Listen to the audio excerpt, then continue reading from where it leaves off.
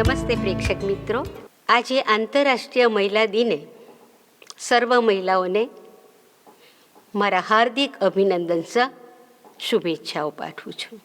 મહિલા દિન ઉજવવો સૌને ગમે છે, ખરું ને? આવો એક પ્રશ્ન કરતા એક બેને સુંદર જવાબ આપ્યો. એમનો જવાબ હતો, આપણે પરિવારમાં બધાનો જન્મદિવસ ઉજવીએ, બધાની લગ્ન તિથિ ઉજવીએ, ત્યારે માત્ર ને માત્ર આપણો પરિવાર કે આપણા સગાવાલા હોય, પણ આ દિવસ કંઈક અનોખો હોય છે. બધી મહિલાઓ સાથે મળીને આપણે મહિલા દિનની ઉજવણી કરીએ છીએ. સાચી વાત છે. સાથે મળીને ઉજવણી કરવી એટલે સ્ત્રી પોતાના અસ્તિત્વની ઓળખ આપે છે. અને ઓળખ કેટલી સુંદર! એટલી સુંદર એ છે કે 8મી માર્ચે દરેક સ્ત્રી પોતાનું વોટ્સએપ ખોલે ને તો અસંખ્ય મેસેજો શુભેચ્છાના હોય. માત્ર સ્ત્રીઓના નથી હોતા, પુરુષોના પણ હોય છે. અને ત્યારે લાગે છે કે ખરેખર આપણો સમાજ, આપણી દુનિયા પરિવર્તિત થઈ રહી છે. પરિવર્તન દેખાય છે. ચાહે એ 40% હોય કે 50% હોય કે 60% હોય, પણ સમાજમાં પરિવર્તન થતું આપણે અનુભવી શકીએ છીએ ચોક્કસ. અને એને જ અનુસરતું મેં દિવ્ય ભાસ્કરમાં એક કાવ્ય વાંચેલું, આધુનિક ભારતીય સ્ત્રીની નવી વ્યાખ્યા. વાંચી સંભળાવું છું.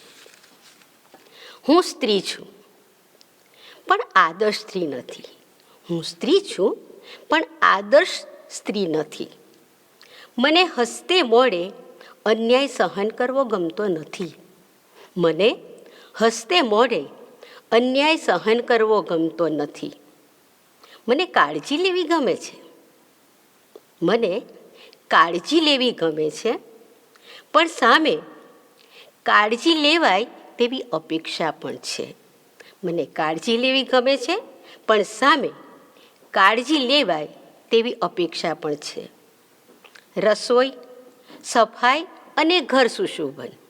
રસોઈ, સફાઈ અને ઘર સુશોભન મને આવડે છે, પણ એ મારી પ્રાથમિકતા નથી.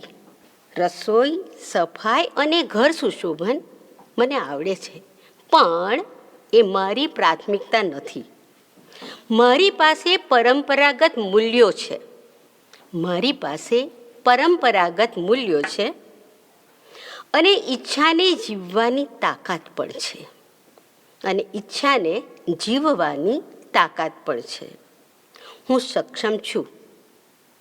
હું સક્ષમ છું, સશક્ત છું, સહનશીલ પણ છું. હું સક્ષમ છું, સશક્ત છું, સહનશીલ પણ છું અને સર્જનશીલ પણ. અને સર્જનશીલ પણ. હું આધુનિક ભારતીય સ્ત્રી છું. કેટલું સુંદર કાવ્ય રજૂ કર્યું છે નવી વ્યાખ્યા તરીકે. અને એ નવી વ્યાખ્યાને અનુસરતું જ સંયુક્ત રાષ્ટ્ર સંઘ UN દ્વારા આ વર્ષનું આંતરરાષ્ટ્રીય મહિલા વર્ષનું થીમ છે rights, justice, action for all women and girls. Rights, justice, action for all women and girls. અર્થાત બધી મહિલાઓ અને બાલિકાઓ માટે અધિકાર, ન્યાય અને કાર્યવાહી.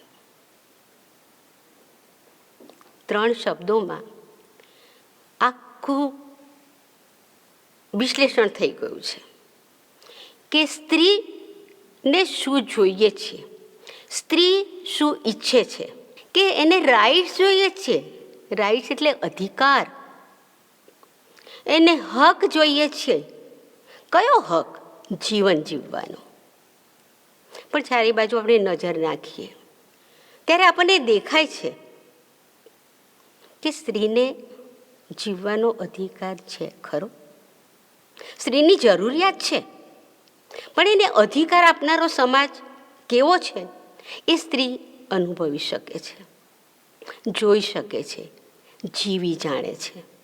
સ્ત્રી જ્યારે પ્રેગ્નન્ટ હોય છે ત્યારે એ જ પરિવારની સ્ત્રી જે એની સાસુ છે એ એને કહેતી હોય, બેટા ચાલ ને આપણે ગર્ભ પરીક્ષણ કરી લઈએ. જે મા બનવાની છે, નવી નવી માતા બનવાની છે, એની જરાય ઈચ્છા નથી, પણ પેલા પરંપરાગત મૂલ્યો, રીતિ રિવાજો એને સાસુની સાથે ઢસડી જાય છે પરીક્ષણ માટે.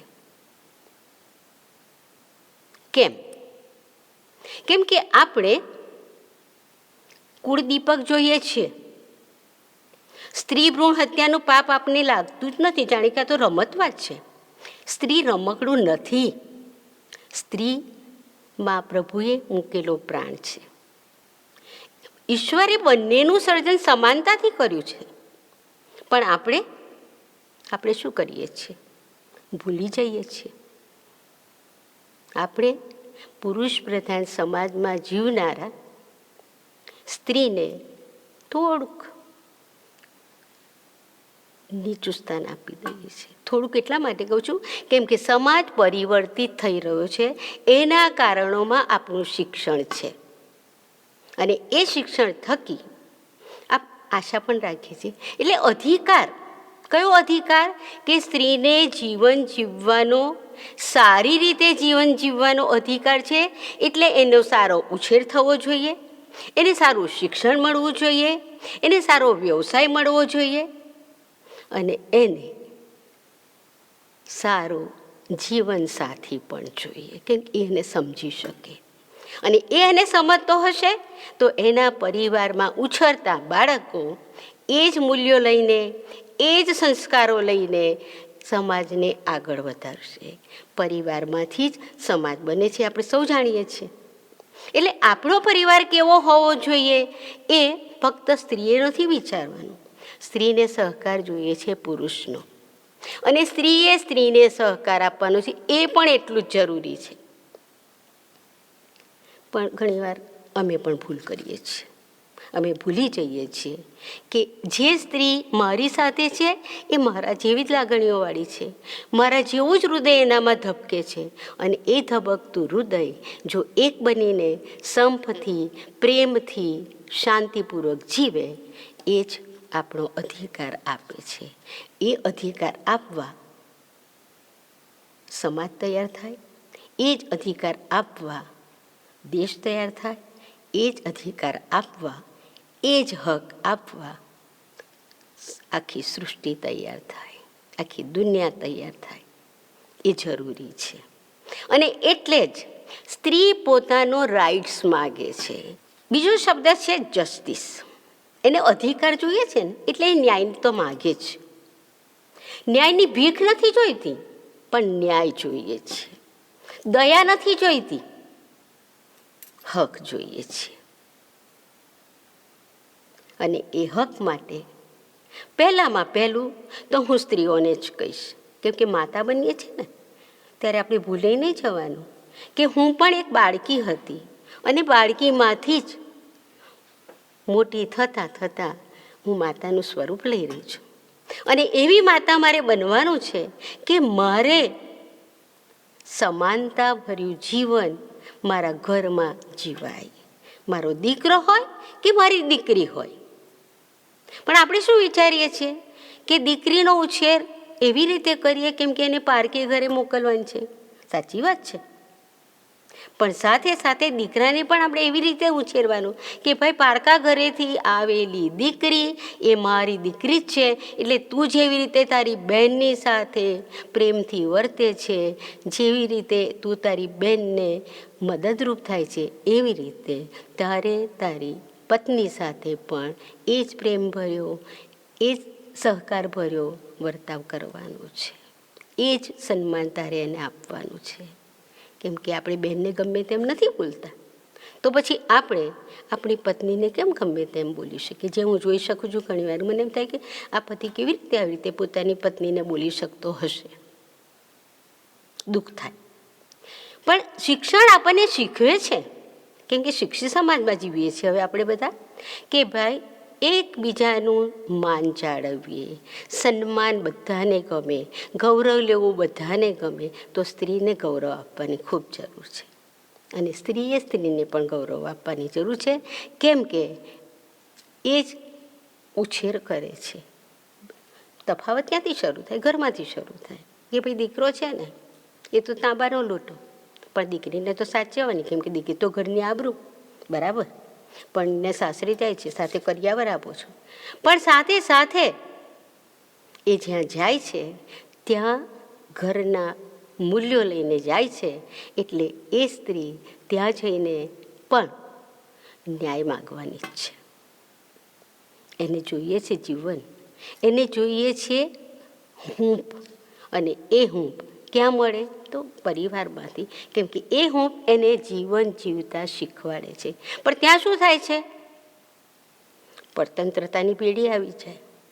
આમ નહીં પહેરવાનું, આ રીતે નહીં ફરવાનું, આ રીતે ના જવાય. દીકરીને નથી કહેતા, પણ વહુની માટે પુત્રવધૂને આપણે શું કરીએ?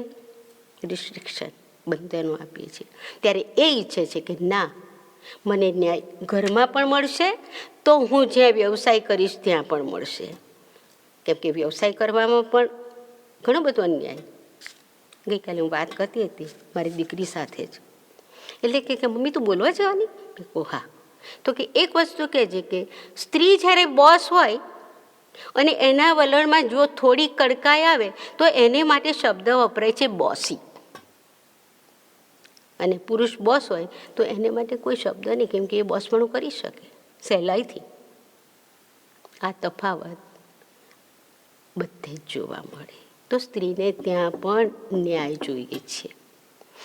ન્યાય એવી રીતે જોઈએ છે કે પોતે મહેનત કરીને ભણી છે, જે જગ્યાએ વ્યવસાય કરે છે એ એની પોતાની આવડતથી કરે છે, તો એવું એની સાથે વર્તન પણ થવું જોઈએ.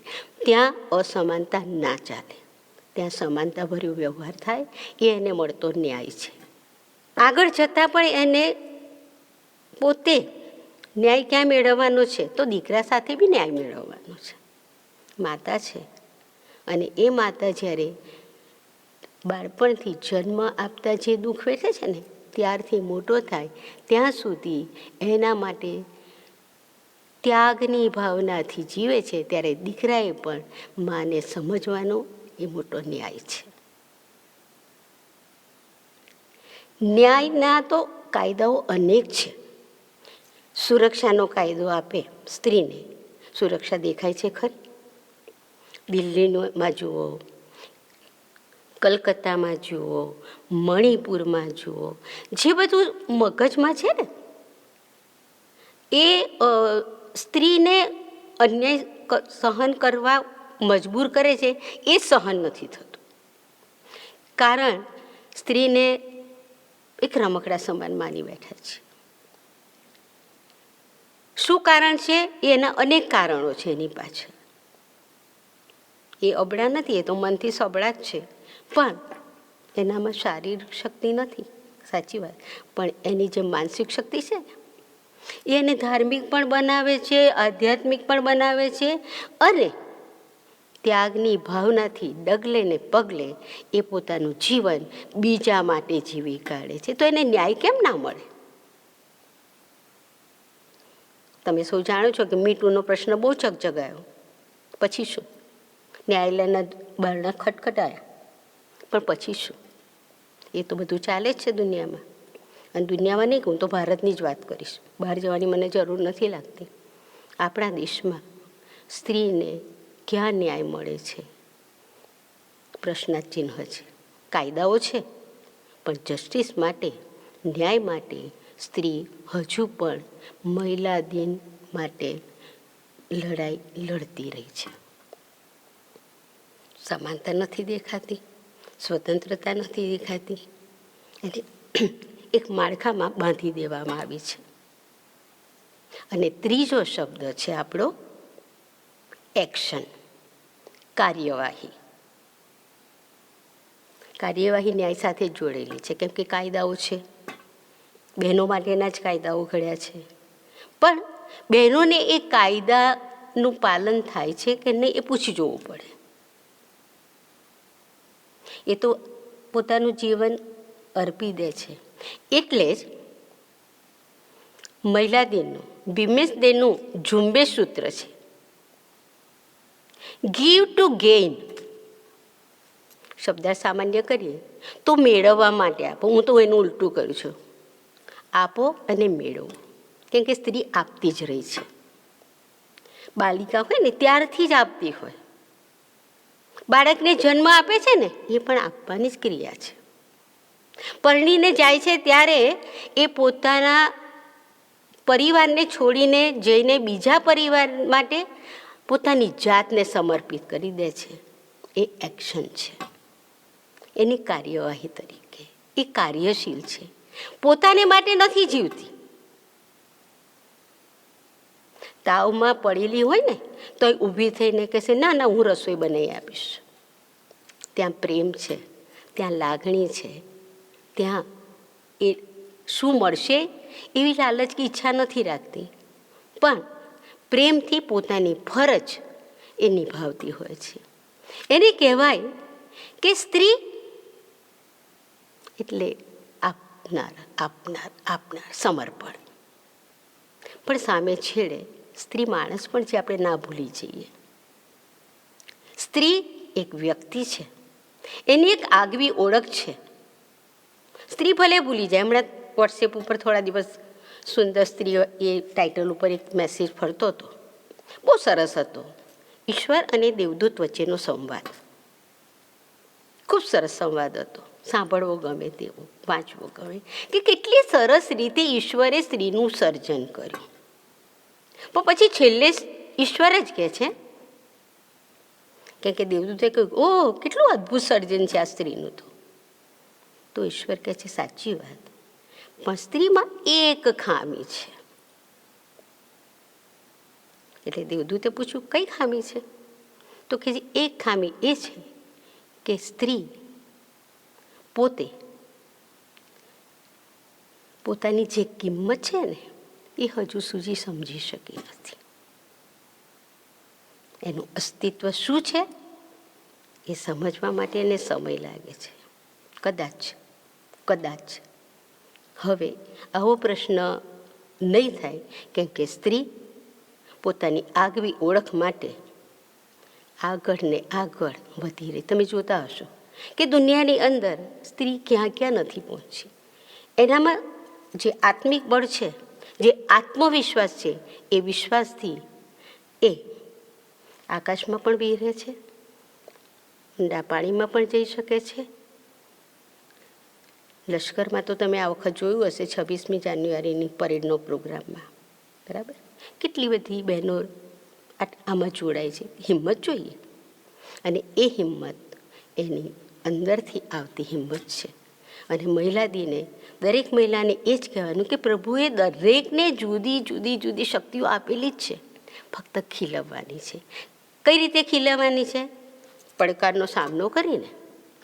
કશું સહેલું નથી દુનિયામાં, બહુ જ અઘરું છે, પણ મેળવવાનું છે ને.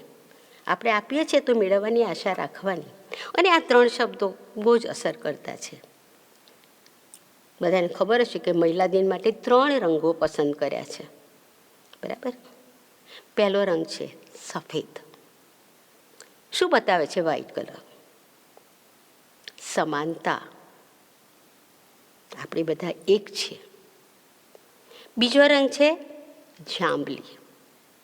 અને જાંબલી રંગ શું બતાવે છે? મારામાં શક્તિ છે, મારામાં સામર્થ્ય છે, હું ન્યાય મેળવવા તૈયાર છું, કેમ કે મારે ન્યાય જોઈએ છે જીવવા માટે. અને ત્રીજો રંગ છે લીલો, ગ્રીન. મારો વિકાસ કરવા માટે હું બરાબર તૈયાર છું. પ્રભુએ મને શક્તિ આપી છે, અને એ ગતિથી હું આગળ વધવા માગું છું.